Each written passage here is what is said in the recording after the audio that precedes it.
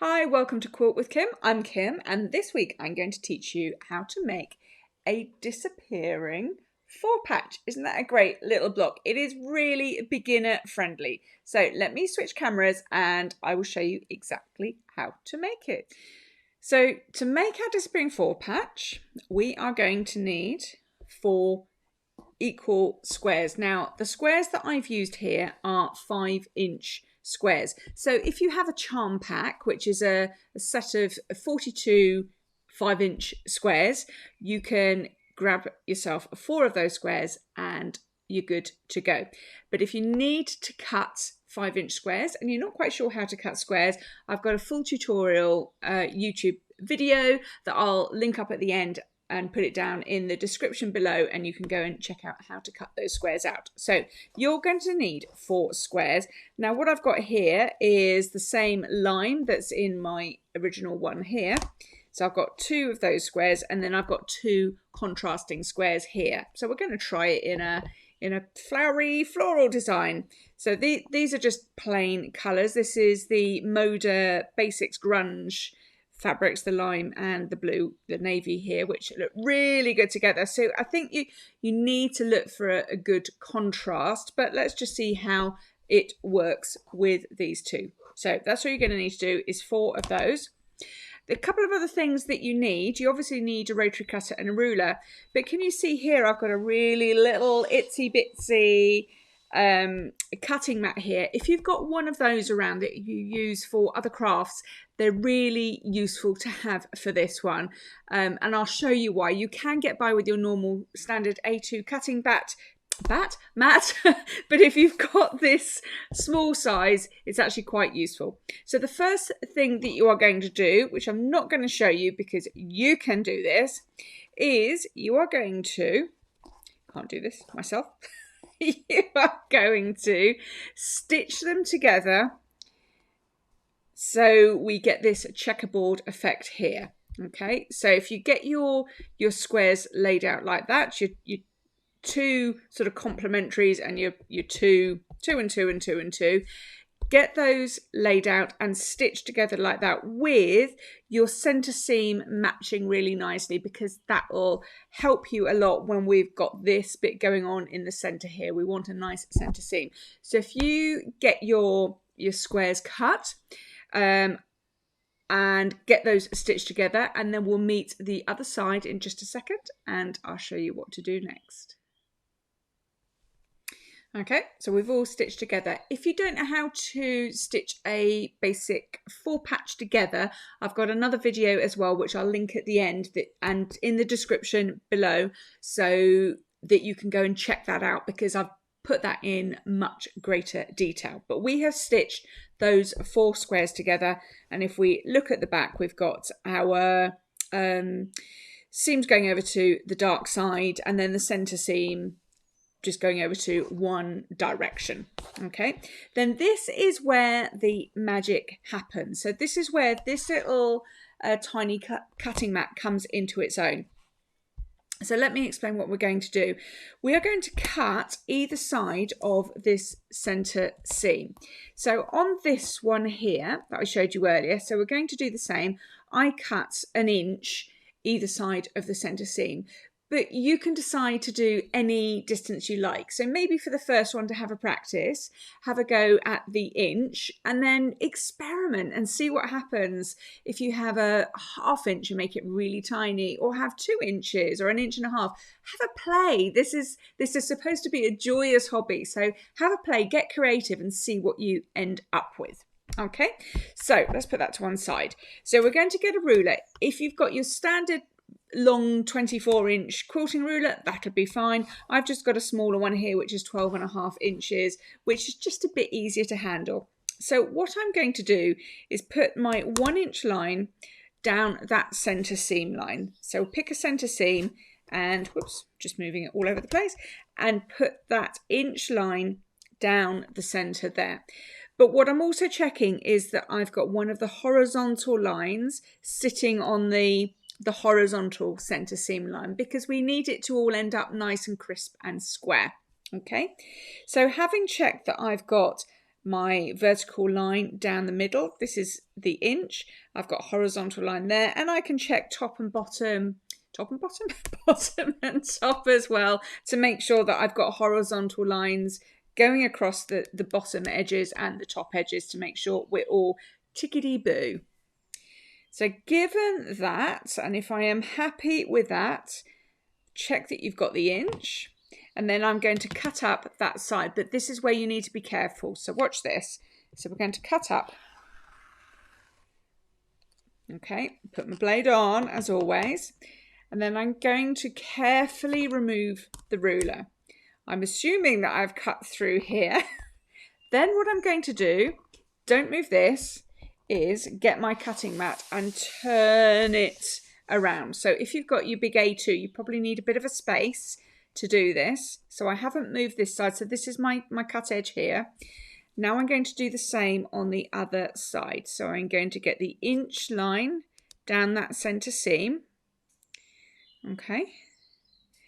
Line up my center line there to make sure I'm on the horizontal that way, vertical that way, making sure I've got horizontal lines at the bottom and at the top. So once I'm happy that it's all squared up, then I'm going to very carefully cut through that edge there. So a bit of extra welly just to make sure that you're cutting through your fabric. So that's that. We're still not going to pull it apart. Now we're going to get a cutting mat and turn it 90 degrees. So before we turned it all the way round to do both sides, this time we're turning it 90 degrees because we're going to do the same in the center here. So I'm going to get my ruler again, pop it back. Let's get this back into camera for you. Pop it back in the middle. So we've got our center line down the edge there. Center line going across the middle. Again, just make sure everything is nicely squared up. At this stage, don't sneeze because you don't want this scattering to the four winds. So if we're happy that that is all square, just give that a little adjustment. Then we're going to do the same here. Just be careful because you're going to, over these two cut lines here, can you see that they're starting to separate? And then we turn this around 180 degrees, like we did on the other side. And we're going to do the same over here. So let's get my inch line again. And if you do decide to experiment and you're doing maybe a little tiny 1/2 inch cut lines or 2-inch cut lines, then whatever you're doing, just make sure it's the same all the way through. We could get really creative and we could experiment with having different lines, but let's just keep it simple. Simple for now. We like simple. Okay, so there's an inch line there. I've squared it all up. I don't know why I've got a frog in my throat. And we're cutting up there. Okay, so those are your cuts done. So if I carefully separate them all out, you can see we've now got separate pieces there. Okay, with me so far? Good, good, good. Then we're going to do an extra little bit of magic. So we're going to take our two bottom pieces here.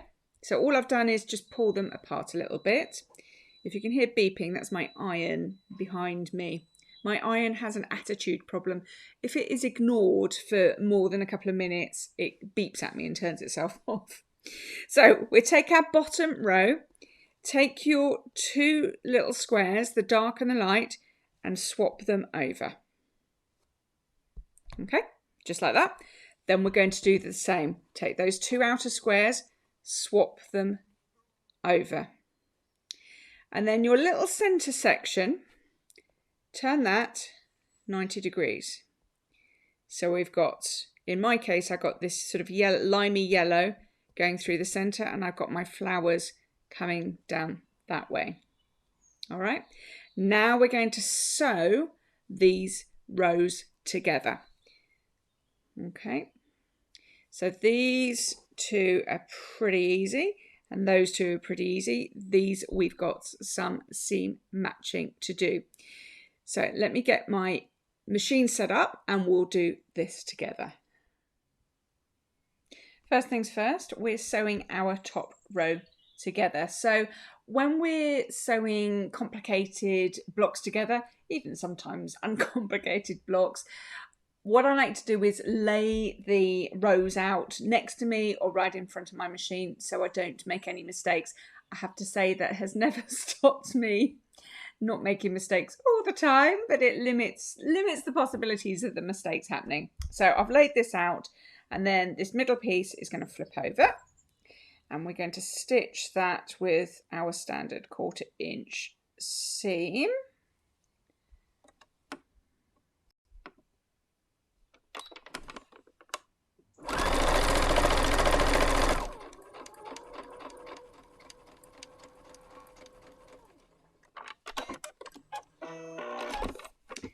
So that's the first one done there. Then let's grab the right hand bit, little block or square rather, and stitch that on there.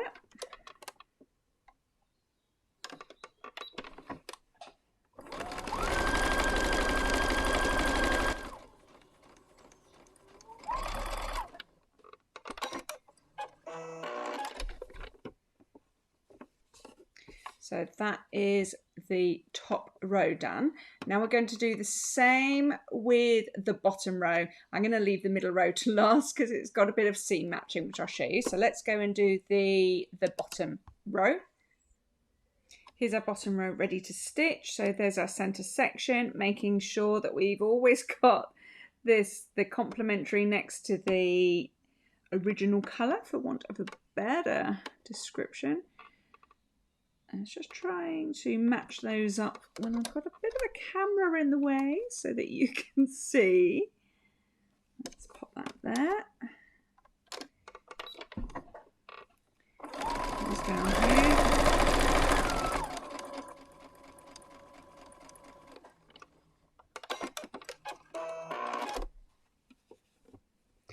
And then that one on there.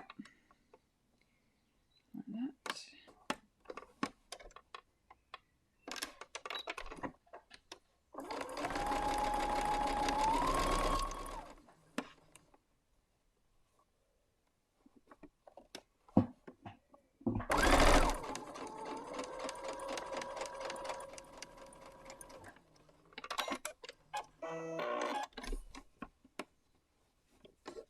So there's our bottom row ready to go. Now let's do the center row.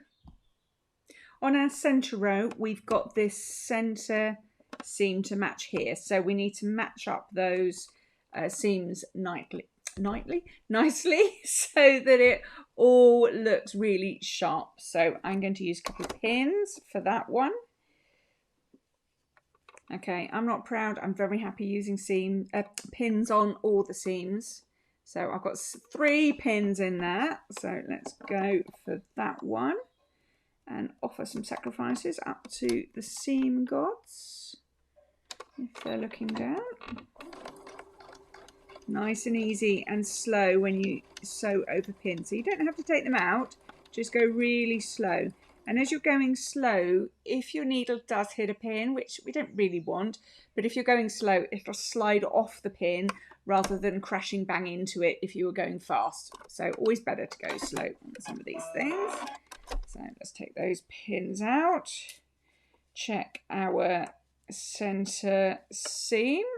Okay, that's all good to go. And then we'll do the other side. Okay. And let's get that one stitched up.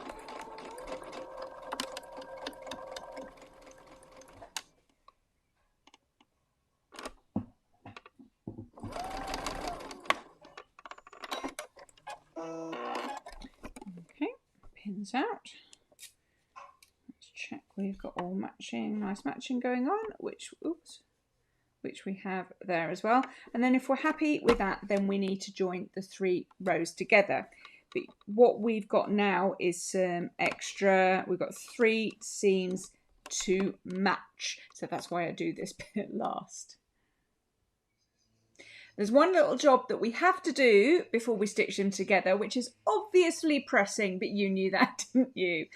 So first things first, let me just talk to you about which way to press, because this is important and it will help them all your seams match together. So if I switch these over, so your top and your bottom, what you want is the seams to go to the outer edges. It doesn't matter whether it's got dark or light, press to the outer edges. So I know we have a rule to always press to the dark side, and I would finish that with an unless, and it just depends what we need to do next. So your top and bottom rows, press your seams to the outside, and then this center row, we're pressing the seams into the center bit. And the reason for that is because when we flip these over to match our seams, all our seams will butt up nicely in opposite directions. If I can get my fingers out of the way to show you on camera there, can you see that they're butting up in the opposite directions? And that's what we want to make a nice flat matching seam. Okay, so press those, and then we'll pin these together and stitch this center section into place. So there's all my pins in place. Now, if I've got lots of little seams to match up here, I could absolutely stitch all the way along. I like to cheat just a little bit. Don't tell anybody this is yours and my secret. I like to put a basting stitch on. So if you put your machine up to your maximum stitch length, whatever that is, on my machine it's 5, yours could be greater. We are just going to do a little bit of a basting stitch down there, being careful, and I'm going to go under 1/4 inch. So I just shuffle this along a little bit. Okay. Let's get that thread. What's happened to that thread there? Do you know it all goes on sometimes when there's a camera in the way? So I'm under 1/4 inch on purpose. But I'm just going to baste over this pinned section here. Okay. Go very slowly over all these pins. You might need to help and give it a little tug, because sometimes it gets a bit stuck on the pins. So just give it a little bit of a help. Oops, it really has got stuck, hasn't it? Let's just go over there. Phew, made it to the ends. So we've got a very dodgy little stitch line, but don't worry about that. We're just trying to make sure that we've got our seams nicely matched. And if we open it up, we can check our seams along here. Can you see?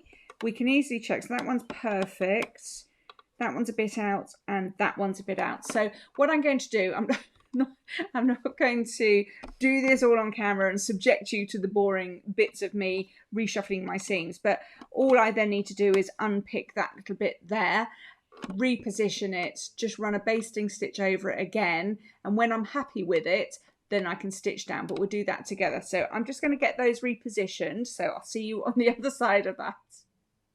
That went a bit better that time. So all our seams are matching here, and then all we need to do is whiz down there. Don't forget to put your machine back to its 1/4 inch if you're using the computerized version.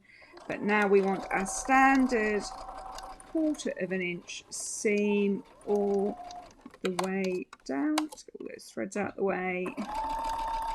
And that basting stitch is up to you. You can leave it in or take it out. It's not going to show. That's why I stitch it under 1/4 inch, so that it just disappears into the seam. Entirely up to you whether you want to take it out or leave it in.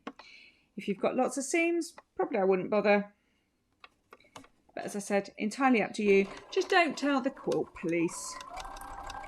I'm not a great one for quilt police. I like to find the easiest way of doing it. And if you have trouble matching seams, that's a good little tip to baste it first. But we know it's our secret. Okay, there we go. So that's that one. And then obviously we're going to do exactly the same with the top row. So let me get that.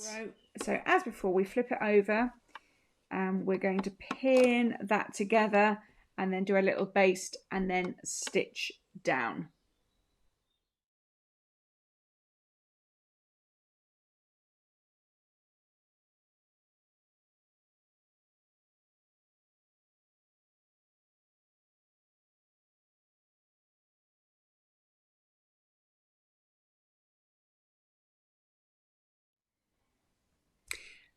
Ta-da! There we are, finished. So I've given this a really good press. So press your seams to the outside. It will just make it a bit less bulky in the middle. So this is all your center seams. I don't know where all that fluff has come from.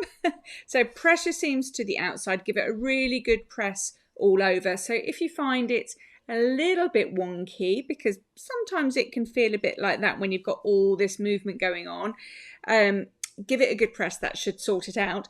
And then if you make a few of these up, you can start building up a quilt quite successfully. So just imagine these were all the same fabrics that we used, or you could have this complementary fabric as well. You can see how quick you can build a quilt top really easily, really simply, and pretty much all you need is a couple of charm square packs to make yourself a quilt.